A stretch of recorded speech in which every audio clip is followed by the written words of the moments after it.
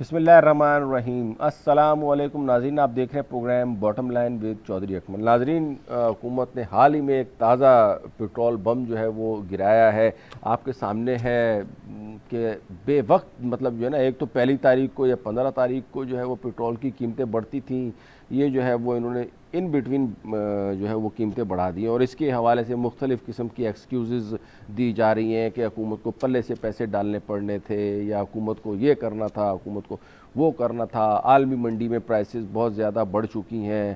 لیکن ساتھ ہی ساتھ اگر میں اپنے حوالے سے اپنا تجزیہ تھوڑا سا بیان کرنا چاہوں تو بذات خود میرا یہ خیال ہے کہ اس وقت انٹرنیشنل ڈالر میں جو میں نے جو پٹرول کی پرائس کا موازنہ کیا ہے، وہ اگر آپ پچھلے 20 سال کی ایوریج دیکھیں تو $80 کے قریب جو ہے وہ فیول انٹرنیشنل مارکیٹ میں ٹریڈ ہو رہا ہے، جو کہ ایک اوسط پرائس ہے، اور اسی پرائس کے اوپر ہی پچھلے 20 سال کی ایوریج میں یہ فیول بکتا رہا ہے۔ لہٰذا اس قسم کے ایکسکیوزز دینا کہ جی عالمی منڈی میں چونکہ پٹرول مہنگا ہو گیا، تو یہ تو اس میں تو کوئی شک نہیں ہے کہ پچھلے سال کے مقابلے میں، کووڈ کے مقابلے میں جب یہ زیرو پہ بھی چلا گیا تو زیرو سے 80 پہ جانا تو ٹھیک ہے، لیکن $80 پر بیرل کا جو ریٹ ہے وہ ریٹ ایک اس قسم کا ریٹ ہے کہ جو پچھلے 20 سال کا ایک اوسط ریٹ ہم کہہ سکتے ہیں 60 70 80 اس کے اوپر ٹریڈ ہوتا رہا ہے۔ لیکن پاکستان کی تاریخ میں کبھی بھی اس وقت جو پٹرول کی پرائسز ہیں وہ کبھی بھی نہیں ہوئی، تو اس کے پیچھے آل دو کہ حکومت جو ہے وہ پیٹرولیم لیوی بھی کم کر لی ہے، دوسرے ٹیکسز کو بھی کم کر لی ہے، لیکن اس کی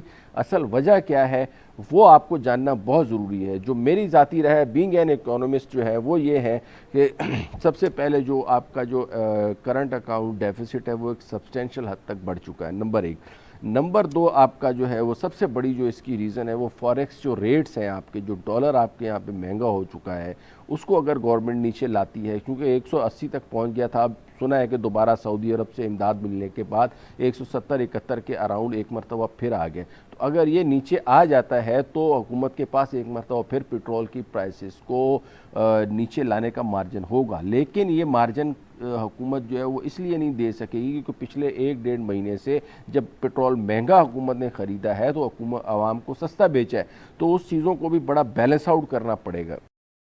عام آدمی کی اگر میں بات کروں تو عام آدمی کی زندگی اس قدر اجیرن ہو چکی ہے کہ اوسط جو بندے کی تنخواہ پاکستان میں یا آمدنی ہے وہ 15 سے 20 ہزار روپے مہینے کی بنتی ہے۔ ویسے تو بے روزگاری بھی بہت زیادہ ہے، لیکن جو تھوڑا بہت کما رہا ہے، جو پوری فیملی کو کما رہا ہے، تو اب ایک شہری علاقے میں 15 سے 20 ہزار میں کوئی بندہ کس طرح گزارا کر رہا ہوگا؟ اس کو 10 ہزار روپے مہینہ کرایہ مکان کا بھی دینا ہے، اس کو بچوں کے تعلیمی اخراجات بھی دینے ہیں، اس نے جو ہے وہ اسکول بھی جانا ہے، بچوں کو بھیجنا ہے، خود اس نے کام پہ بھی جانا ہے، تو اس وقت پیٹرول اور ٹرانسپورٹیشن چارجز اتنے بڑھ چکے ہیں کہ اب وہ موٹر سائیکل پہ آنا جانا بھی اس طرح ہو چکا ہے کہ عوام کے لیے میرا نہیں خیال ہے کہ کوئی حل بچے گا کہ وہ موٹر سائیکل پہ جائیں، ان کو وہ پیدل جو ہے وہ آنا جانا پڑے گا۔ اس حد تک مہنگائی کی حالت ہو چکی ہے، اور سفید پوش لوگ اور سفید پوش طبقہ جو ہے نا وہ اس میں بہت بری طرح پس چکا ہے، رگڑ چکا ہے، کیونکہ دیکھیں ایک تو وہ ہے جو سفید پوش نہیں ہے بیچارے،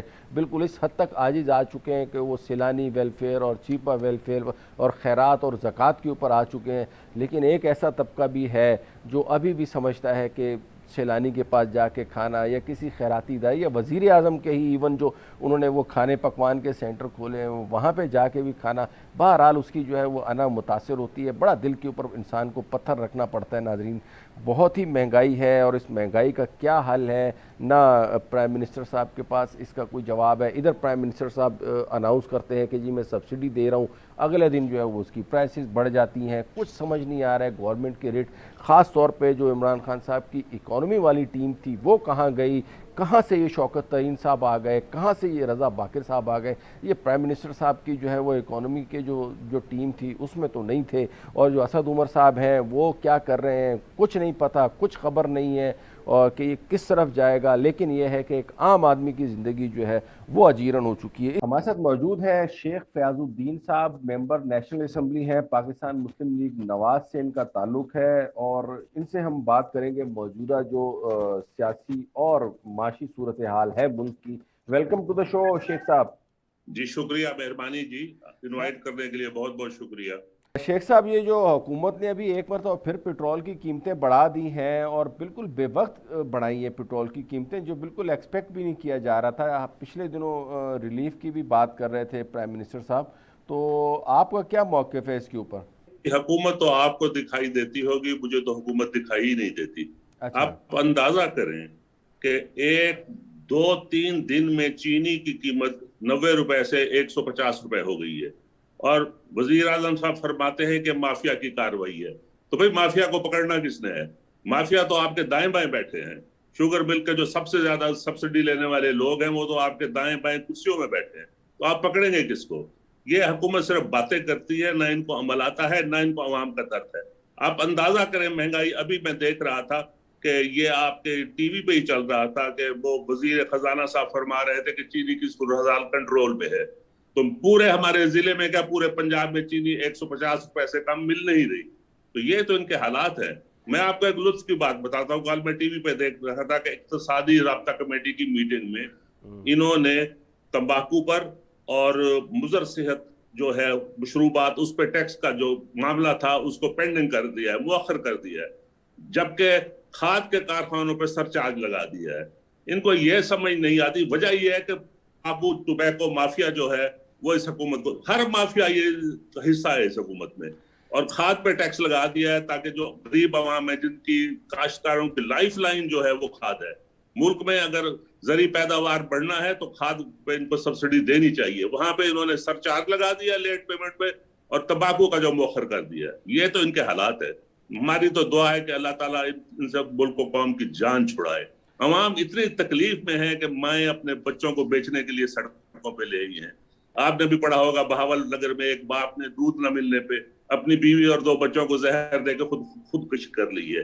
ये तो पत्थर दिल लोग हैं, इनको एहसास ही नहीं कि मुल्क में क्या हो रहा है। नहीं, महंगाई, इसमें तो कोई शक नहीं है कि महंगाई इस हद तक बढ़ चुकी है, और जो जिस किस्म की आप मिसालें दे रहे हैं, इस किस्म के हालात और वाक़यात रूनुमा हो रहे हैं। लेकिन इस सिलसिले में हुकूमत जो है वो ज़्यादा जो है वो उसका जो दारोमदार है, या ज़्यादा उसका जो फोकस है, वो बजाय इसके कि महंगाई को कम करे, उसका जो फोकस है वो एहतिसाब के ऊपर है, या दूसरे जो बिल्स वगैरह जो लाने हैं, बल्कि ऑर्डिनेंस लाने हैं, बिल्स तो लाने की वो पोजीशन में नहीं है। भाई ये हुकूमत एहतिसाब नहीं कर रही, इंतकाम के एजेंडे पे अमल पै रहा है। मुझे बताएं, एहतिसाब सियासतदानों से एक पैसा भी इन्होंने वसूल किया है? मां सिवाय झूठे इल्जामात और मुकदमात के और कुछ किया है इन्होंने? और लुत्फ तो यह है कि वजीर खजाना कहते हैं कि जो 800 अरब रुपए वसूल हुए हैं, जो एहतिसाब वालों ने वसूल किए हैं, वो खजाने में आए नहीं। भाई ये हुकूमत है ही नहीं। ये पता नहीं, अल्लाह ताला रहम करे, हमारे गुनाहों की सजा है, और इंशाल्लाह ये सजा जल्दी कट जाएगी। तो अगले तो इलेक्शन में जो जब भी हो, अर्ली हो या देर से हो, आपको पता चल जाएगा इनका अंजाम क्यों नहीं दे रही शेख साहब? अपोजिशन को चाहिए ना फिर आवाम को साथ लेके, और हुकूमत को या इन हाउस तब्दीली का जो भी आप लोगों का मोटिव है उसके ऊपर आप लोग अमल पैरा क्यों है? आप क्यों खामोश हैं इसके ऊपर शेख साहब? देखिए, जो मुस्लिम लीग जो नून है वो नए इंतखाबात चाहती है ताकि उनको नए 5 साल जिसकी भी अवाम जिसको वोट दे, हमारा ये नजरिया है कि अवाम जिसको वोट दे उनकी हुकूमत बननी चाहिए और उनको काम करने का मौका मिलना चाहिए। इन हाउस तब्दीली अगर कर भी दी जाए तो 1 साल में कोई आके क्या कर लेगा?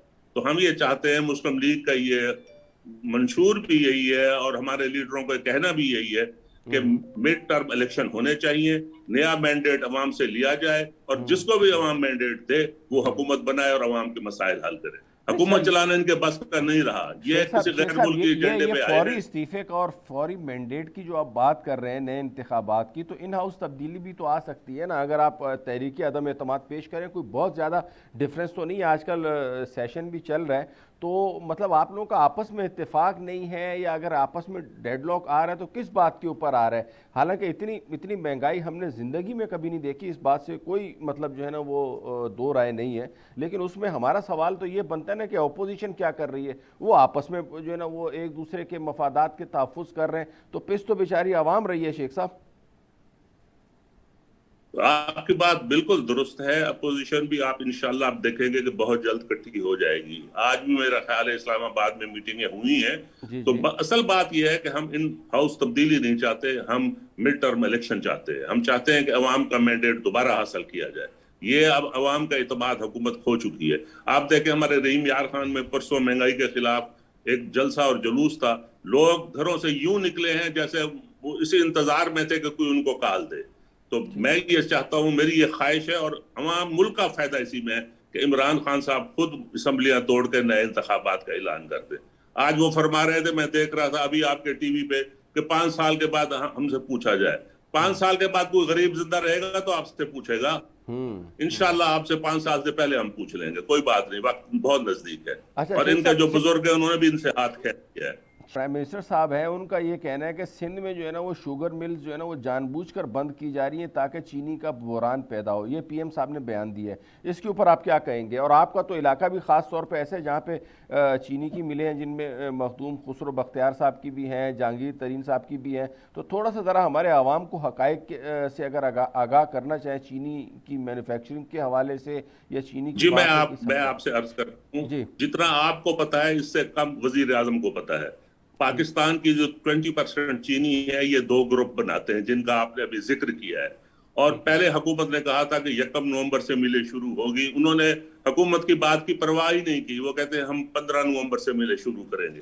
اس کے 2 نقصان ہوں گے. ایک تو چینی کا ریٹ بڑھ جائے گا، دوسرا جو زمین خالی نہیں ہوگی اس پہ گندم کاشت نہیں ہو سکے گی. لیکن حکومت اپنے حکم کو منوانے کی بھی اہلیت نہیں رکھتی، اس کی ریٹی موجود نہیں ہے. آپ کو بھی پتا ہے کہ انہوں نے پنجاب حکومت نے کہا تھا کہ 1 نومبر سے ملیں چلا دی جائیں، لیکن انہوں نے ملیں اس لیے نہیں چلا. ایک تو یہ ہے کہ گنے کا اس کا چینی کا ریٹ بڑھ جائے گا، دوسرا جتنی دیر سے زمین خالی ہوگی وہاں پہ گندم کاشت نہیں ہو سکے گی. یہ ایک سازش ہے ملک کے خلاف، اور یہ سازش جو میں سمجھتا ہوں حکومت اس میں شامل ہے. حکومت اپنی ریٹ کا کیوں نہیں ملیں چلواتی ان سے؟ یہ کہتے ہیں سندھ میں 3 ملیں بند ہیں، پنجاب میں کون سی چل گئی ہیں؟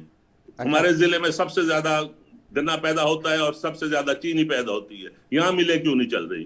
یہ ایک مافیا ہے اور عمران خان صاحب اس مافیا کا خود حصہ ہے. وہ میں سمجھتا ہوں کہ وہ انہی کی سرپرستی میں یہ کچھ ہو رہا ہے. عوام کو لوٹنے کا جو پروگرام آپ دیکھیں، جتنے بھی کمیشن بنے کسی کی رپورٹ پہ عمل ہوا؟ چینی کی جو مافیا کی رپورٹ خلاف رپورٹ تھی کوئی عمل ہوا؟ اس کی دوائیوں کا جو ایک کمیشن بنا تھا اس کی رپورٹ پہ عمل ہوا؟ پیٹرولیم کا جو ایک کمیشن بنا تھا اس نے جو رپورٹ دی تھی کسی کو گرفتار کیا؟ یہ بھیا خود ہی اس کا حصہ ہے.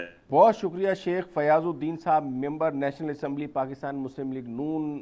زراعت کے حوالے سے اور موجودہ جو ہے وہ حکومت کی کارکردگی کو بڑے جو ہے وہ غصے سے اور آپ کیا کہیں کہ مطلب انتہائی تنقیدی نظروں سے دیکھ رہے تھے، اور دیکھنا بھی چاہیے تھا.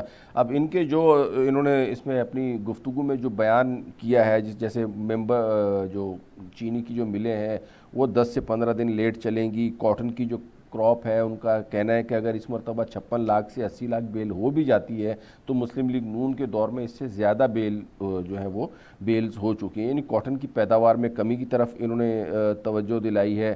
ساتھ ہی ساتھ شوگر مافیا کے حوالے سے جو پرائم منسٹر صاحب کا بیان تھا، تو ان کا چونکہ تعلق وہیں شوگر کے علاقے سے یہ جہاں گنا زیادہ پیداوار ہوتی ہے، تو انہوں نے اس حوالے سے بھی آپ کو آگاہ کیا. ناظرین، ہمیں جوائن کیا ہے نصرت سحر عباسی صاحبہ نے، ممبر پروونشل اسمبلی ہیں اور پاکستان مسلم لیگ فنکشنل سے ان کا تعلق ہے. ان سے ہم جاننا چاہیں گے کہ یہ جو اس وقت موجودہ مہنگائی کی جو لہر ہے اور حکومتی فوکس جو ہے وہ بالکل ایک مختلف اطراف میں ہے. خان صاحب مہنگائی کے حوالے سے جو ہے وہ دعوے کرتے ہیں، اگلے دن مہنگائی اور بڑھ جاتی ہے.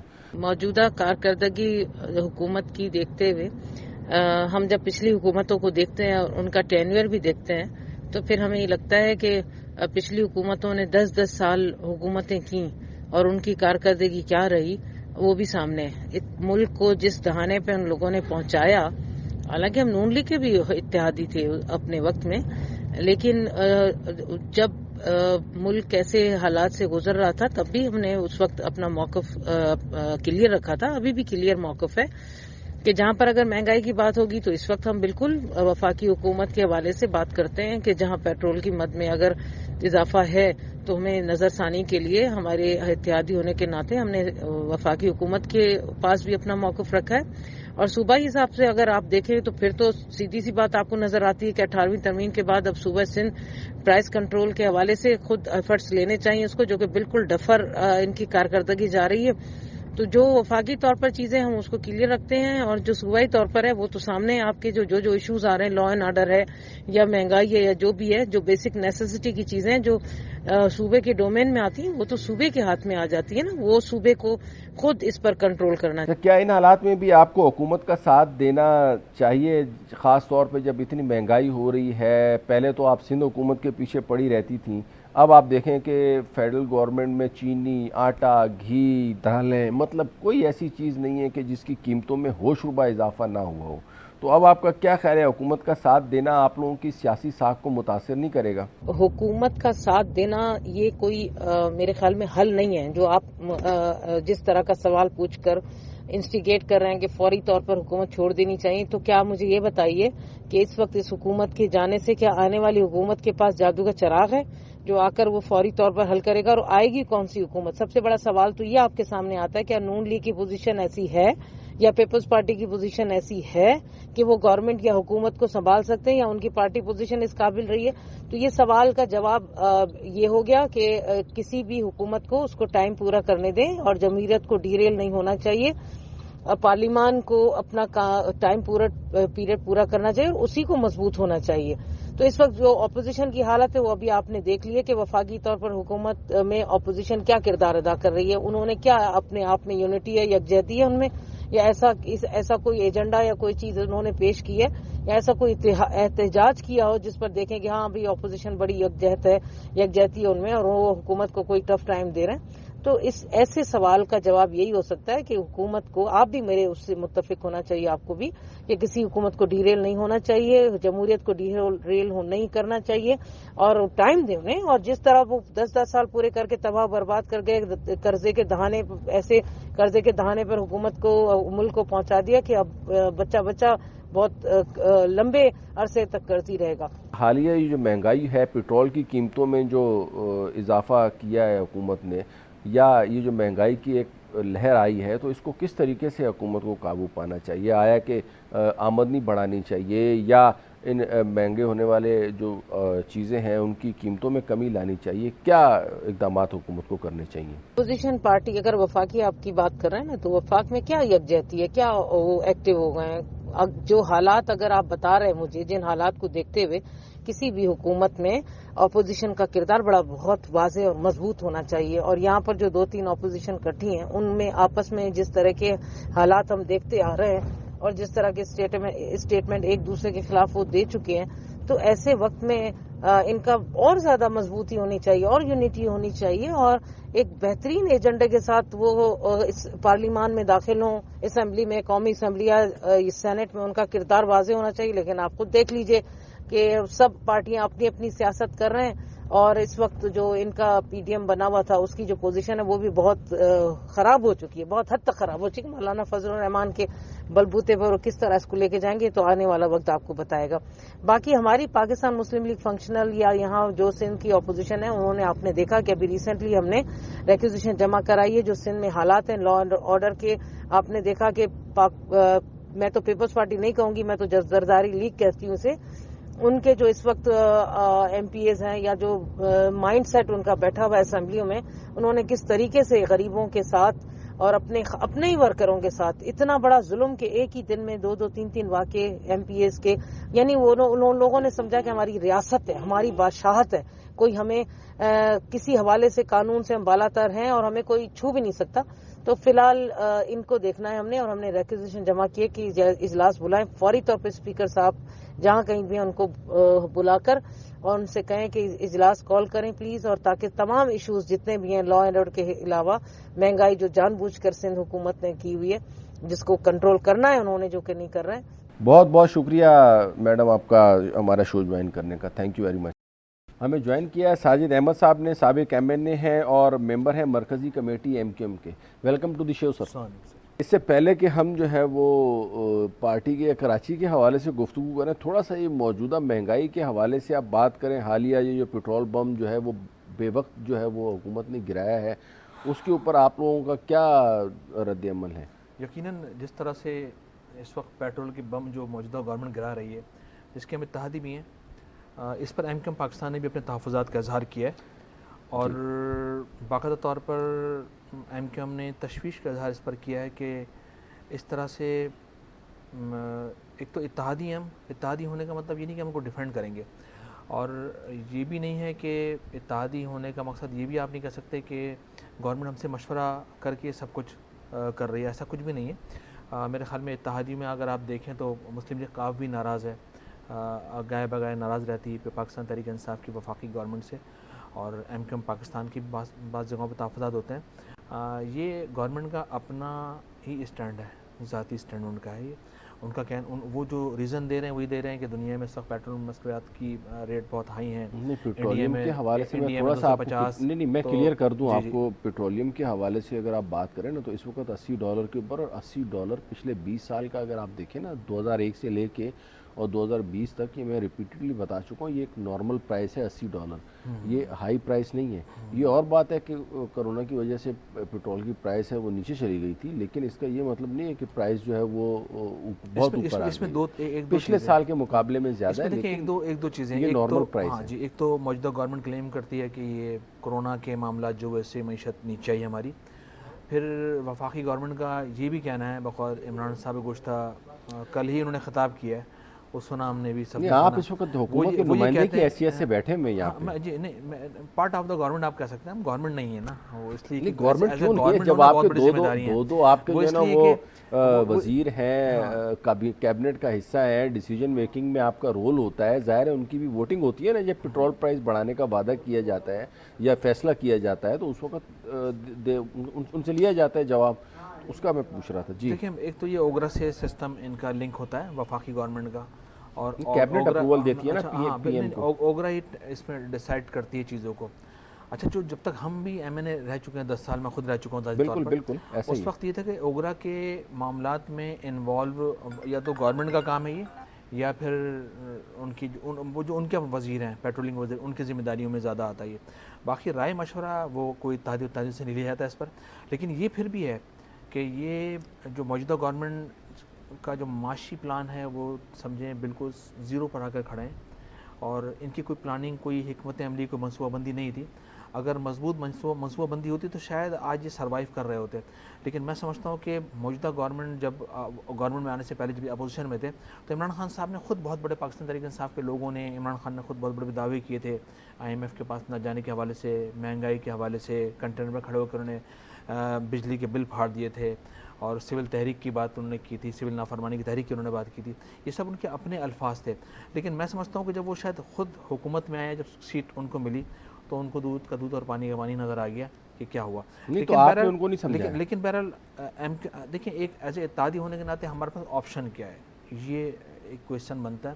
ہمارے پاس ایک آپشن یہ، یا تو ہم احتجاج کریں، وہ ہم کر رہے ہیں، اور اس کے بعد سیکنڈ آپشن یہ ہے کہ ہم گورنمنٹ سے باہر ہو جائیں، اور یقیناً جب حالات بہت بے قابو ہو جائیں گے، اور بے قابو ہوتے نظر آ رہے ہیں ہمیں آہستہ آہستہ، اسی طرف جا رہے ہیں، بلکہ اسی طرف جا چکے ہیں تقریباً یہ، تو یقیناً ہمارے پاس سیکنڈ آپشن یہ ہے کہ پھر ہم آخر میں گورنمنٹ سے باہر آنے کا آپشن استعمال کر سکتے ہیں۔ کب تک یہ امید رکھیں ہم، یعنی پیٹرول کب تک پہنچے گا کہ ایم کیو ایم جو ہے وہ اس کے بعد فیصلہ کرے گی کہ اب جو ہے ایم کیو ایم کی پہلی کوشش یہ ہے کہ ایم کیو ایم کی پہلی کوشش یہ ہے کہ وہ حکومت کو پریشرائز کرے کہ وہ پیٹرولیم مصنوعات کی قیمتوں میں جو اضافہ اس کو واپس لے، یا اس کو نیچے لائے، یا اگر چلیں ٹھیک ہے، اگر عمران خان صاحب اگزامپل دیتے ہیں انڈیا میں اور بنگلہ دیش کے اندر، انڈیا میں 250 اور بنگلہ دیش میں 200 کا کہ وہاں پر لیٹر بک رہا ہے وہاں پر، تو وہاں پر مہنگائی اتنی نہیں ہے، وہاں پر لوگوں کی سیلریوں میں اضافہ کیا گیا ہے، تو فارمولہ یہاں پر یوز کریں، ٹھیک ہے نا، یہ فارمولہ یہاں پر یوز کریں کہ مثال کے طور پر اگر کسی فرد کی تنخواہ 25,000 ہے تو اس کو کریں 40-50,000 روپے تک سیلری میں اضافہ کریں، وہاں پر سیلری میں اضافہ ہوگا۔ 25,000 روپے جو ہے نا، وہ 25,000 بھی ہوتی تو بھی ہم بڑے شکر ادا کرتے، 25,000 بھی نہیں ہے، ہم تو بول رہے ہیں 40,000 تک اس کو کیا جائے، اس کو 40,000 تک کیا جائے، لیکن دیکھیں جیسے مثال کے طور پر بڑی انڈسٹریز ہیں، ان سے ٹیکس کلیکشن کی جائے، مثال کے طور پر اس وقت چینی کے ریٹ بڑے ہیں بہت زیادہ، اور بہت زیادہ شور ہے اس کا، اچھا پھر ان کو چاہیے ٹیکس کلیکشن بھی اپنی مضبوط کریں، اور جو بھی اس وقت بڑے بڑے ملز آنرز ہیں، جو بڑے بڑے بزنس مینس ہیں، ان سے بھی کلیکشن کریں اور چیزوں کو قابو میں کریں، کیونکہ جس طرح سے مہنگائی بڑھ رہی ہے کوئی کنٹرول نہیں ہے ان کا، صبح اٹھیں آپ 7 روپے پانی پر، 7 روپے بجلی پر، 10 روپے چاول پر، 5 روپے آٹے پر، 10 روپے دال پر. تو یہ سب کچھ ان بے کو ہنگم کرنا چاہیے، مطلب گورنمنٹ کو کرنا چاہیے، اور آپ جو ہے ان کا اس سلسلے میں ساتھ دیں گے. اچھا یہ بتائیں، یہ کراچی کی سیاست میں جو ہے وہ ایم کیو ایم کا اس وقت، ایم کیو ایم کو آپ کہاں دیکھتے ہیں؟ کافی ساری پارٹیز ہیں، پی ایس پی ہے، جماعت اسلامی ہے، جو مین اسٹریم میں اس وقت کراچی کے حوالے سے اگر اسپیسیفکلی بات کی تو پیپلز پارٹی ہے اور ایم کیو ایم پاکستان ہے. تو اس میں ایم کیو ایم پاکستان کو آپ کہاں ریٹ کرتے ہیں؟ کیونکہ پچھلے آپ دیکھیں اگر 1-1.5 سال میں کوئی مرکزی رہنما جو ہے وہ کوئی بہت زیادہ لائم لائٹ میں نہیں ہے، نہ وہ ٹاک شوز میں بھی آپ نے دیکھا ہوگا وہ بھی اتنے نہیں نظر آ رہے. تو اس کی وجہ کیا ہے؟ اچھا، ٹاک شوز میں نہ آنے کی بنیادی وجہ یہ کہ اس وقت جو ہاٹ ایشو ہے وہ اپوزیشن اور گورنمنٹ کا ہے. ٹھیک ہے، تو یا تو پیپلز پارٹی کا ملے گا، یا نون کا، یا ایک پچھلے 3 سال سے میں بات کر رہا ہوں، مجھے نظر نہیں آیا کہ ملے گا. یہ چلیں. اچھا، دوسرا یہ کہ بالکل ایم کیو ایم تو گراؤنڈ پر موجود ہے. اس پہ گراؤنڈ پر ہونے کی بنیادی وجہ یہ کہ اس وقت ابھی گزشتہ دنوں کنٹونمنٹ کے الیکشن ہوئے، پورے سندھ کے اندر 2nd position M Q M Pakistan کی رہی ہے. 1st position Pakistan Peoples party کی تھی، اور 3rd پی ٹی آئی کی بنی ہے. ایم کیو ایم گراؤنڈ پر موجود ہے، اور گراؤنڈ پر ہونے کا بنیادی مقصد بھی یہ ہے، اور وہ اس لیے کہ گزشتہ 30-35 سال جتنا بھی عرصہ ایم کیو ایم نے سروائیو شہر کے اندر کیا ہے. ٹھیک ہے، غلطیاں کوتاہیاں بھی ہر انسان سے، ہر پارٹی سے ہوتی ہیں، ایم کیو ایم سے بھی غلطیاں کوتاہیاں ہوں گی، لیکن ایم کیو ایم نے ڈیلیور کیا ہے اس شہر کے اندر. ایم کیو ایم نے اس شہر کے لوگوں کو بہت کچھ دیا ہے. ایم کیو ایم گزشتہ پچھلے 3 سال میں کیا دیا؟